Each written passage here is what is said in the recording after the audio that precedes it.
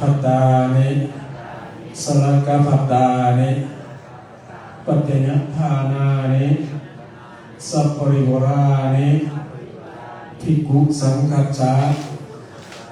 อุโนสยามะสาธุพันเตภิกขุสังโฆอิมานิอินทปัตตานิภัตตานิสลกภัตตานิปัจจยทานานิสัพปริวรานิปฏิคันหาตุอัมหากังทีคารตังหิตายะสุขายะข้าแต่ทานผู้เจริญทุกขหน่อยทั้งหลายขอน้อมถวายขอบิณฑบาตของทั้งภัตตาหารสลากภัตเครื่องปัจจัยสัญญทาน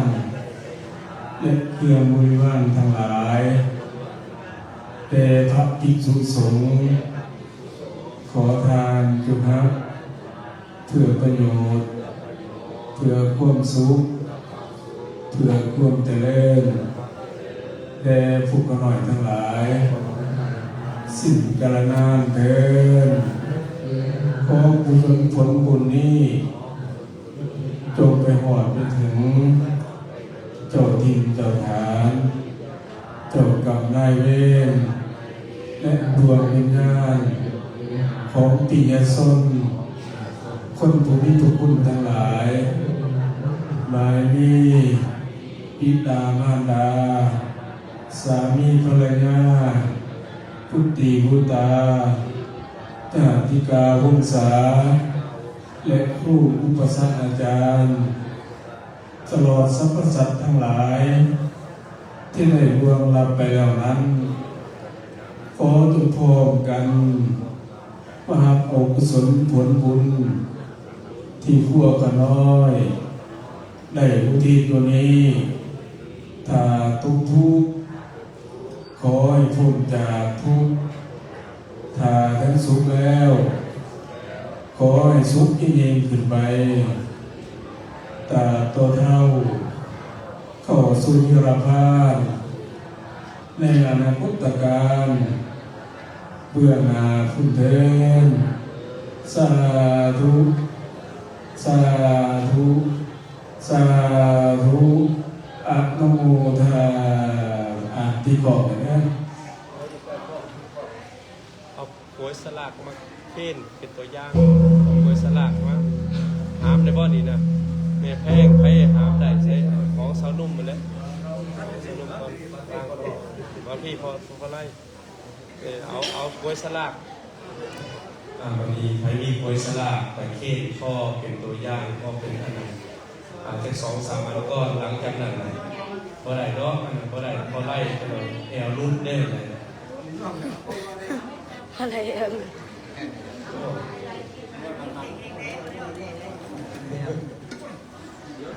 สมัยใหม่ต้องทำอ่ะ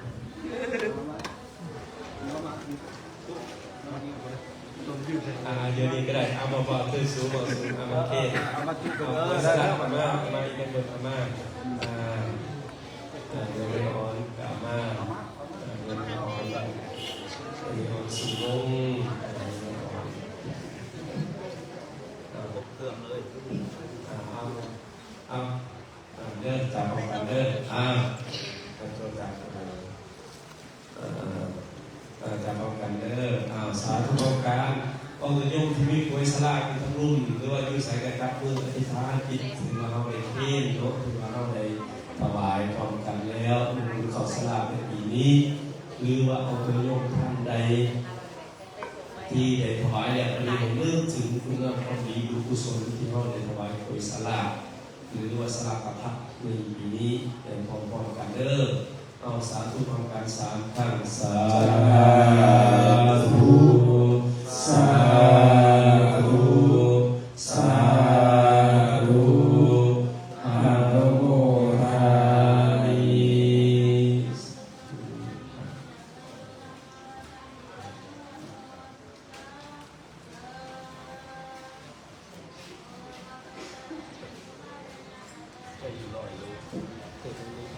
ภูมิเทโลกาธิปติสัมปติกะอัญชลีอันตุรังญาจาทัสสันติทัสสะตาปราสกะสาธิกาเทเสตุธัมมังอนุกัมปิมังปัสสังต่อไปให้ตั้งใจฟังเทศน์ได้หนึ่งจะใช้เวลาจาก10 นาทีนะโมตัสสะภะคะวะโตอะระหะโตสัมมาสัมพุทธัสสะนะโมตัสสะภะคะวะโตอะระหะโตสัมมาสัมพุทธัสสะนะโมตัสสะภะคะวะโตอะระหะโตสัมมาสัมพุทธัสสะบุญทั้งหลายที่ทานสร้างกระทบแต่งกายาบุญเปียกคือสายฝนหยาดลงลิ้นย่อยเก่าในอุในถ้วยอุไปในอ่างตกมือเล็กมือน้อยให้นำทำสิเต็มอิโตปารังสักกตังธัมโมโสตโพติติในวันนี้เราทำทลายได้มาเฮ็ดบุญข้าวสลากเป็นที่12ของเราเฮาที่เฮาในเฮ็ดบุญโดยเฉพาะบุญข้าวสลากนี้จะห่างจากบุญข้าวประดับประดิษฐ์เพียง15 มื้อหรือว่าบุญเดือน10 เพ่งเขาเรียกว่าข้าวสลาก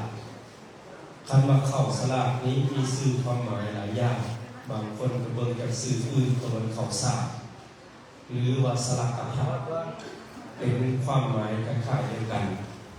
ถ้าว่าข้าวสากนั้นแปลว่าข้าวแปลว่าข้าวแจกข้าวสลากกะทะแปลว่าข้าวโพดกันคล้ายๆเดียวกันเพราะฉะนั้นบุญห้านของเฮายามเดือน10 เพ่งมาแล้วเฮานั้นได้เขาเอิ้นว่าข้าวซุปข้าวต้นข้าวดองข้าวต้นข้าวซุปและข้าวห้างและเฮานั้นได้เฮ็ดเพื่อถวายพระภิกษุสงฆ์โดยเฉพาะข้าวสลากกะทะนี่จะมีความแตกต่างจากข้าวประดับประดิษฐ์สลากแปลว่าบอนจบบอนเสียนเคยได้ยินบอกว่าคุณโยมเคยได้เห็นมือเนาะหมู่บ้านกันคำว่าป่วยสลากป่วยสลากป่วยรัฐบาลลาวป่วยสลากแปลว่าป่วยเสียนแปลว่าบอนเสียนเพราะฉะนั้นความเป็นมาของข้าวสลากนี้ก็บอกง่ายๆก็คือนางนิทานแบบย่อๆอาตมาจะยกอย่างนี้มีเศรษฐีคนหนึ่งมีป่วยสลากใหญ่มากคือมาอยู่ในวัดมีพระภิกษุสงฆ์ประเมินสามเณร500 องค์แต่ว่าของเศรษฐีสามเณรทุกองค์นี่พระภิกษุสงฆ์ที่วัดนั้นให้ก็ยังได้เพราะว่ามันหลายเนาะเครื่องอุปโภคบริโภคหลายแต่ว่ามีประธานสงฆ์คนนั้นบ่ให้ผู้ใดผู้หนึ่งให้ยกสลากเอาพระภิกษุสงฆ์500 องค์นี่ยกสลากพระภิกษุที่มาบวชแต่โดนอธิษฐานจิตเอาว่าทราบผู้ข่ายขอให้ถึงของเศรษฐีซะโจรหน่อยที่บวชประมาณปี1 2 ปีก็อธิษฐานจิตเอาซะทุกผู้ข่ายขอให้ได้เครื่องสลากของเศรษฐีเด้อหลังจากนั้นพระก็ยกสลากพระภิกษุสงฆ์สามเณร500 องค์ยกสลากแต่บังเอิญไปถือสลากโจรหน่อยบวชหมู่บ้านนี่โจรหน่อยถือหมู่บ้านนี่เพราะฉะนั้นจะว่าเป็นคีย์เวิร์ดว่าโศกสตาคนเฮานี่มีคำผูกหันสุภาษิตเป็นว่าแข่งเพื่อแข่งพ่ายแข่งกันได้แข่งโศกสตาวาสนานี่แข่งกันบ่ได้เอาตัวโยมสังเกตเบิ่งว่าเอาตัวโยมได้ยังน้อยเบิ่งได้บางคนเฮ็ดบ่ได้ปึ๊กแท้ปึ๊กว่าปัจจุบันนี่เป็นเจ้าเป็นนายเด้บางคนนี่นะแต่บางคนเขียนเก่งที่1แต่ว่าปัจจุบันนี้ยังใส่ชีวิตแห่งงานเป็นกรรมกรอยู่ก็มีเพราะฉะนั้นจะว่ามีคีย์เวิร์ดในทางศาสนาว่าบุญกุศลนี่นะมันแตกต่างกันบุญกุศลนี่นะมันบ่ได้ขึ้นกับใครบุคคลใดบุคคลหนึ่งมันขึ้นกับจิตของเฮากันของจิตของเฮาจะห้องรับไปจังไดบางคนเบิ่งดีเด้เบิ่งขึ้นหน้าตาสดใสบ่ถึง50 ปีไปแล้วไปจากตรงนี้ไปแล้วเป็นแต่หน้าได้แต่บางคนกำลังสร้างคณะตัวเองอันนี้คือกันเพราะฉะนั้นมวลมนุษย์ของเฮานี่องค์ตัวนิยมเสื้ออย่างเดียวอาจารย์เสื้อในจิตในใจเสื้อว่าสิ่งที่เฮาบ่เห็นด้วยตามันมีในโลกนี้สิ่งที่บุญกุศลมันมีในโลกนี้เฮ เขาจะเฮ็ดอันไหนถ้าว่าโชคชะตาเขาบ่ให้เขาบ่ได้คือฟื้นอะไรก็บ่ได้เพราะฉะนั้นเกี่ยวกับพุทธศาสนาเพิ่นจะให้แนะนำว่าให้ฝึกจิตให้ท่านแบ่งกินแบ่งทานให้แบ่งไปเวลาเขาแบ่งทานก็อย่าขึ้นทอดอย่าคิดถึงเอาแบ่งไปสาธุบุญกุศลทุกข้าของมีทุกข้าในเสียสละเนี่ยอย่ายึดติดคนเราเห็นบ่การท่านนี่อย่ายึดติดว่าเป็นของค่อยของค่อยก็ค่อยท่านแหละคอยบริจาคเต็มใจแหละเห็นครูบาอาจารย์เป็นเต็มใจย่อสเก่าเข้าสงวนอันการจิตดังจนหน่อยได้สละบวชตัวว่านี่ได้สละของเศรษฐีอันนี้จะว่ามีมากแบบแข่งเพื่อแข่งพ่ายแข่งกันบ่ได้แข่งกันได้แข่งบุญวาสนาแข่งกันบ่ได้คือกับโอยสละของเขาจะได้ยกสละคือกับตัวแรงมือนี้วัดไม่สงคำจะได้ร่วมโอยสละใหญ่10โอยธรรมดาใน30โอยมันจกกันของตัวนิยมไปเสียได้ใครเคยมาไหว้พระทุกปีเนาะบุญข้าวสลากวัดเฮานี่จะเห็นยกสลากก่อนแรงไปมาไหว้พระเต็มนี่บางคนนี่นะ10ถ้วยอาจารย์จะให้เต็มเหมือนให้ไม่ออกตัวนิยมเอาไปใส่เลย10ถ้วยใหญ่ๆดีประมาณ30ถ้วย40ถ้วยเลยนะจะแบ่งให้ตัวนิยมเป็นทั้งโพสิไข่หัวข้าวหัวขีว่าได้ไปขอให้เอาตัวโยมไปพูดอยู่ตามหัวตามสวนได้อันนี้จะยกทุกตัวแรกลงไปพระแรกได้8 โมงไปมอไปพระพญา7 โมงครึ่งรู้สึกว่าอาจารย์สิยกแต่มากเลยขี่รถอะไรมันยกก็ได้มาแข่งก็ได้จะแข่งว่าโอ้บุญขน่อยสิฮอดเพราะว่าอาจารย์โดยสลับ10ถ้วยดิ10ถ้วยบ่แม่นบอกเลข10ถ้วยดิถ้วยใหญ่ๆเหมือน VIP นะถ้วย VIP 10ถ้วยเอาโยมท่านไหนที่มักยกก็มีเนาะนี่คือกันเพราะฉะนั้นข่าวสลากเป็นการแข่งบุญวาสนาถึงยังไงก็ดีในใบนี้ของโยมท่านหลายเขาได้ป่วยสลากแล้วถือว่าเขาได้บุญได้กุศลถือว่าเขาได้สะสมทานก่อนจะจบเทศนานี้พระธรรมเทศนาอาจารย์ได้เดินทางไปแขวงหลวงนำผ้าวันที่13 ธันวาคมนี้ได้ไปมอบเครื่องอุปโภคบริโภค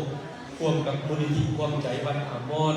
วัดบ้านสงครามเฮาหลวงวัดบ้านสงครามแล้วก็วัดทุ่งตูพระอาจารย์สุริยาวัดพ้นต้องไปมอบในมูลค่า220 ล้านกีบนั้นหมดเห็นองค์ตุญโยมนำท่วมอยู่ในประมาณนักที่สุด6 หมู่บ้านประมาณ1,000 กว่าครอบครัวเสื้อผ้าอาภรณ์บ่มีตุญโยมมีเสื้อเปื้อนที่ตมมัดตู้ผ้าอยู่ในเรือนเพราะว่าน้ำท่วมหลังคาเรือนนำขึ้นเต็ม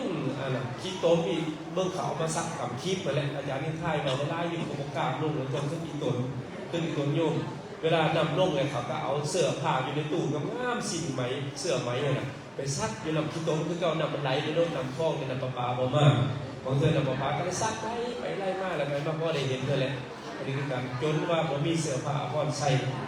เขานำสัมปาเด็กกันพอดถึงเกือบทุกครอบครัวแล้วแต่ว่ายังบ่ถึงองค์โยมท่านใดจะเดินทางไปในประจำชุดที่2เสื้อผ้าพ่อที่เขามีงามแดงกับเขียนใส่ว่าเสื้อผู้ใหญ่เสื้อผู้น้อยถ้าว่ามาแพ็กให้อาจารย์ก็ดีแพ็กก้อนนะว่าอาจารย์เสื้อผู้ใหญ่เด้อดีเด้อเขียนเสื้ออายุเท่านี้ไส้ตัวนี้ก็ยังดีนะพอเวลาเขาไปแจกเราสิพูดน้ำกันเราสิให้ครอบครัวที่ยังขับรถถึงหลายครอบครัวนกยังขับรถถึงอยู่แต่ถึงยังไงก็ดีในปีนี้รู้สึกว่ามวลอากาศที่เขาเปลี่ยนแปลงฝนตกหลายที่สุดนับตั้งแต่อาจารย์เกิดมาปีนี้เข้าสลากฝนยังตกอยู่คืนนี้ยังตกมื้อวานนี้ยังตกแปลกขนาดปีนี้ก้อนบุญทุกงานฝนจะแห้งบุญขับประดับดินคือกันเต็มเขาจะว่าหักบุญขับประดับดินก้อนมือนึงฝนตกอันนี้คือการก้อนมือนึงมือวานฝนตกอีกแห้งขนาดจะว่านอกจากนั้นพยากรณ์อากาศในโลกใบนี้ยังห่อนพ้นยังจะมีพายุหลายลูกอยู่ของคุณโยมท่านทั้งหลายเขาเอ่ยว่าโลกมันเปลี่ยนแปลงclimate change อากาศเปลี่ยนแปลงแล้วดังนั้นเจ้าเฮาท่านทั้งหลายจงรักษาสิ่งรอบน้ำกันอันไหนก็ดีอยู่ในเรือนในสร้างเฮาก็ดีในช่วงฝนตกนี่ก็ขอให้รักษาความสะอาดสุขอนามัยทุกเมื่อเพราะว่าตามหัวตามสวนตามข้างทั้งแถวทั้งหน้าทั้งหลังเฮือนขอให้ระมัดระวังจูหน่อยบ้านเฮาได้เป็นขยุ่งผู้นึงเลยได้เป็นขยุ่งได้เป็นอันอื่นยังบ่เป็นขยุ่งแหละผมนึงแหละดีแหละดีแหละในเสื้อขยุ่งเลยแต่บ่นอนบ่กลางมุ้งตอนสวยน่ะก็ไปปวดกระสอบมือใครได้ตะแคงแห้ง แต่บอกแห้งๆโอ้ยไปแหละอะไรช่วยโดนกันไปดีเนาะสบายอันนั้นเพราะฉะนั้นตัวโยมกันทั้งหลายขอให้ระมัดระวังทุกสุดขอให้รักษาสุขภาพได้ทำบุญร่วมกันขอให้สุขภาพแข็งแรงอาตมาได้นำคณะสงฆ์ทั้งหมดนี่ก็ขอโมทนาส่วนกุศลทั้งหลายบุญเขาสลากในปีนี้ขอให้เอาคนโยมขอให้มีโชคมีไส้ขอให้ได้ความมุ่งมั่นปรารถนาการเฮ็ดอันใดก็ดีกันไปมากก็ดีขอให้มีสติระวังตัว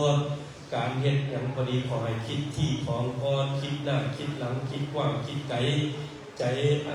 จงเบิ่งใจกว้างเบิ่งกว้างแนมไกลไฟสูงอย่าคิดแคบมองไกลไฟต่ำขอให้เฮาเบิ่งไกลๆเบิ่งกว้างๆคิดลึกๆคิดหน้าคิดหลังขอให้เฮานั้นจงร่วมแรงความจิตความใจโดยเฉพาะในปัจจุบันนี้บนทางของเฮาพอดีการเดินสัญจรก็ดีบ่สะดวกอะไรก็ขอให้ร่วมกันโปรแปลงเส้นทางของเฮาสะดวกสบายมู่ผ่านหน้าบ้านของเฮาจะให้พรว่าสาธุทุกข้าผ่านเพื่อนผู้นี้กันเล่าอนามัยเล่าถมทางขอให้เจ้าเด้อทางมีอยู่ดีมีแห้งอายุมันความยืนเหล่านั้นเป็นต้นขอให้เฮานั้นจงร่วมแรงร่วมจิตร่วมใจซื้อว่าคนเหล่านั้นหักความสามัคคีหักความสงบหักความปองดองหักเสื้อเพศะหักความเกิดของนอนอาตมาได้นำคณะสงฆ์กับขอน้อมเอาสิ่งศักดิ์สิทธิ์ทั้งหลายมามีคุณพระพุทธเจ้าคุณพระธรรมเจ้าคุณพระสังฆเจ้าคุณศีลคุณธรรมคุณครูบาอาจารย์ที่ไว้พระสุวรรณคุณพระเจ้าสุวรรณโสพระเจ้าทรงคำในสถานที่นี้จงมาประดลประดานประทานพรแก่องค์ตุนิยมทุกครอบครัวลูกหลานที่ได้มากก็ดีบ่ได้มากก็ดีขอให้ได้โชคได้ไส้ขอให้คำไม่พูดอยู่ดีมีแห้งอายุมันขวัญยืนนิพพิตาก็เสด็จวนสมควรเท่านี้ก่อนแล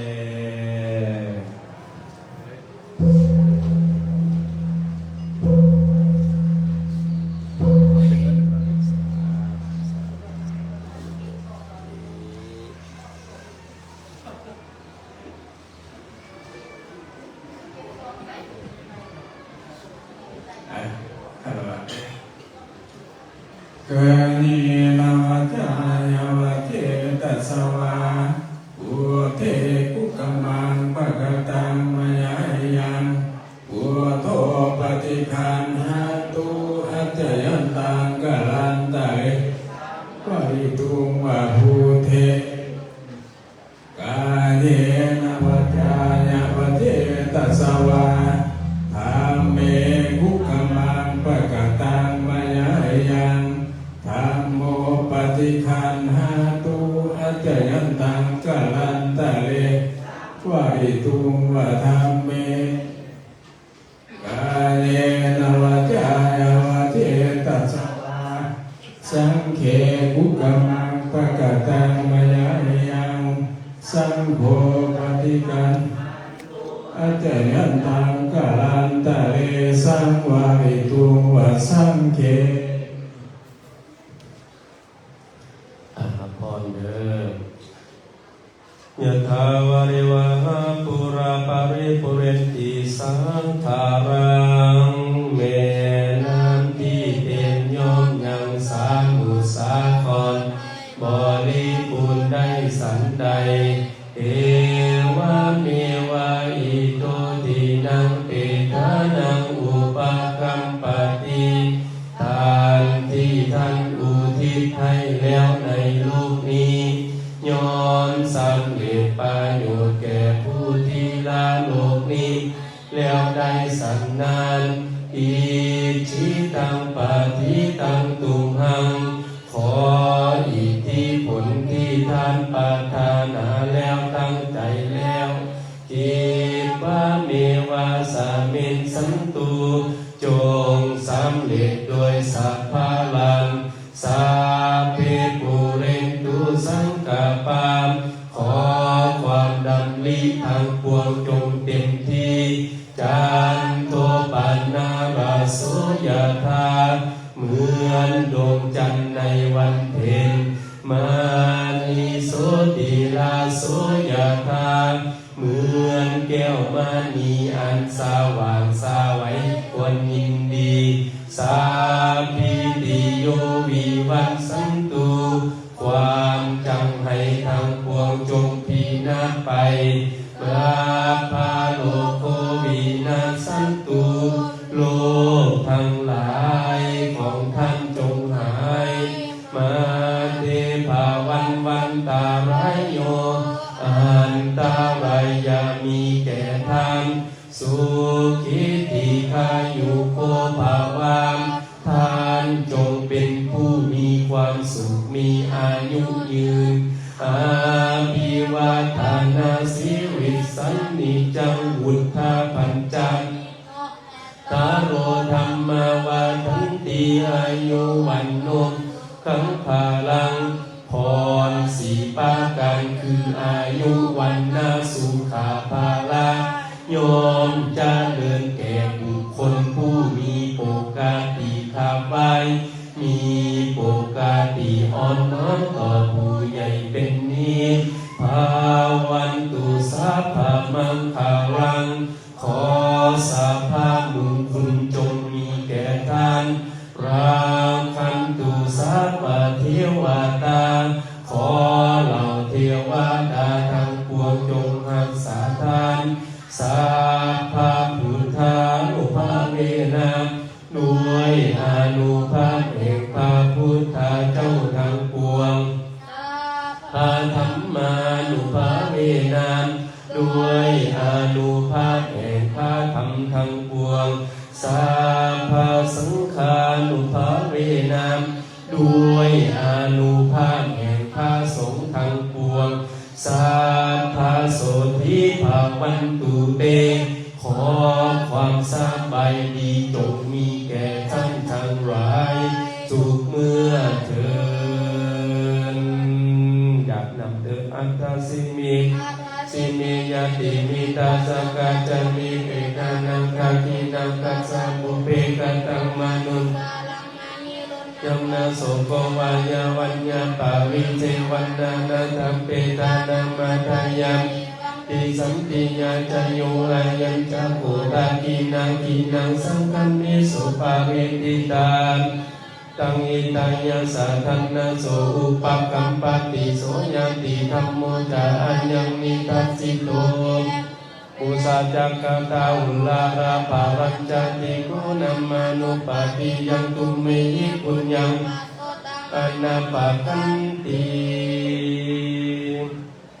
พุทธัญญาธัมมัญญาสังฆัญญาพหุงสาสัพพุทธัสสยมังคลานิทุติยัมปิตาติยัมปิพุทธัญญาธัมมัญญาสังฆัญญาพหุงสาสัพพุทธัสสยมังคลานิสักกัจจังอลาภนังกโรเข้าไปก่อนจะอันนี้โนฟันจะสูตรบาทแผ่เมตตาให้แก่สรรพสัตว์ทั้งหลายเด้อให้แก่พี่น้องที่ประสบภัยก็ดีหรือว่าผู้ใดพบภัยปัญหาต่างๆมีเคราะห์มีเข็ญก็ดีแผ่เมตตานำกันเด้อสัพเพสัตตาอันว่าสัตว์ทั้งหลายทั้งปวงที่เป็นเพื่อนทุกข์เกิดแก่เจ็บตายด้วยกันทั้งหมดทั้งสิ้นเวลาหุนตัวจงเป็นสุขเถิดอย่าได้มีเวรแก่กันและกันเลยพยาบาทสาหุนตัวจงเป็นสุขเถิดอย่าได้เบียดเบียนซึ่งกันและกันเลยมีข้าหุนตัวจงเป็นสุขเถิดอย่าได้มีความทุกข์กายทุกข์ใจเลยสุขีอัตตานังปาริหารันตุจงมีความสุขกายสุขใจรักษาตนให้พ้นจากทุกข์ภัยทั้งสิ้นเถิดท่านทั้งหลายที่ท่านได้ทุกข์ขอให้ท่านจงมีความสุขท่านทั้งหลายท่านได้สุขขอให้สุขยิ่งขึ้นไปสัพเพสัตตาสัตว์ทั้งหลายที่เกิดเป็นชาลาภูชาที่เกิดเป็นอันทาสาที่เกิดเป็นสังเสกาสาที่เกิดเป็นโอปาปาติกาขอท่านทั้งหลายจงมาอัพเอา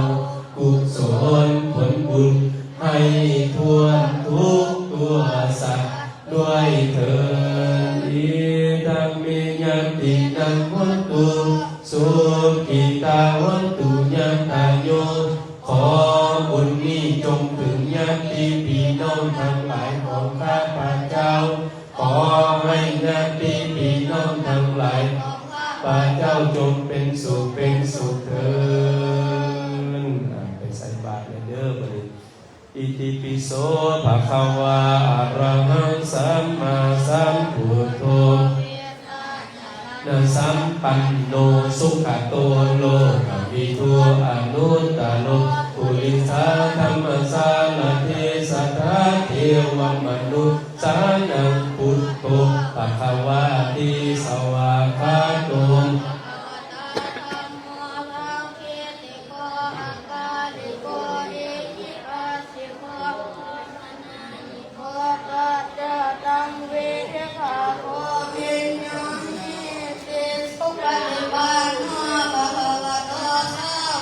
สังโฆ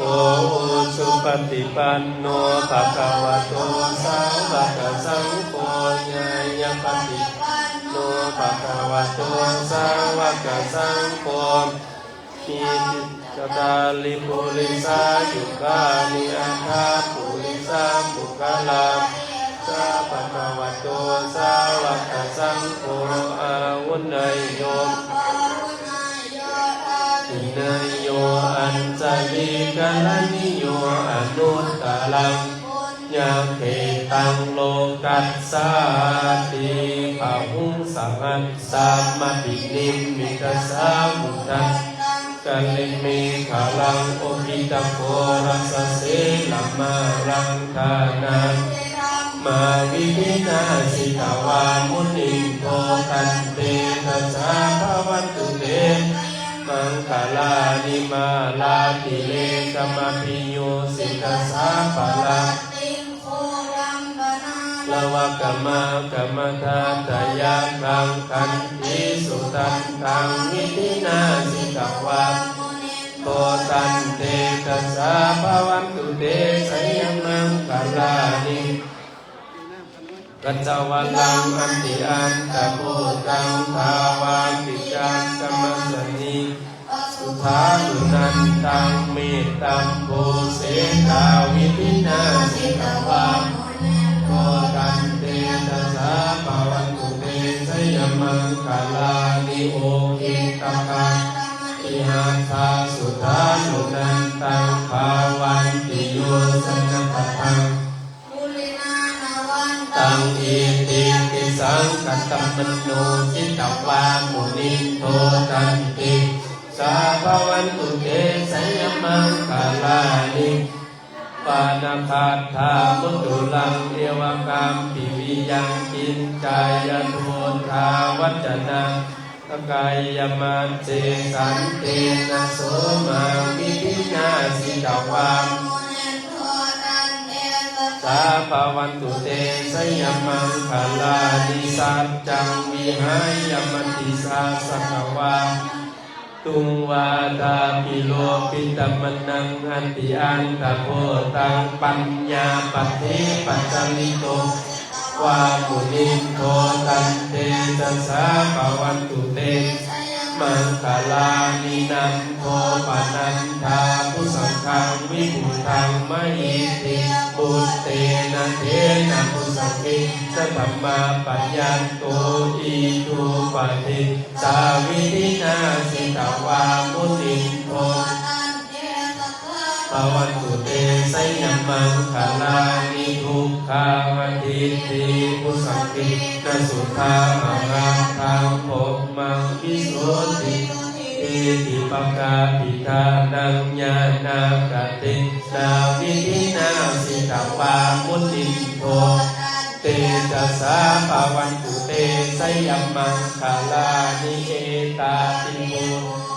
สยมังคลังอัฏฐกาทายโยวัจจนุอินติเนสลเตมะทันติตวานะเนกัมทังโสขังอติกัมมัยยนาโนสัพพัญโยตานาปาลามิสัมปันโนทานาอุปปาลามิสัมปันโนภา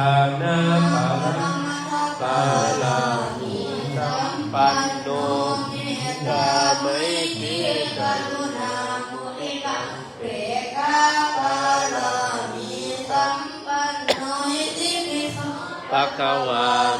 สัพพะลังศี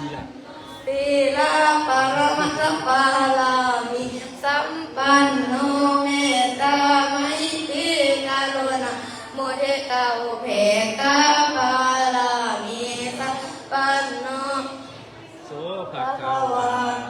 เนกขมะ ปาลามิสัมปัน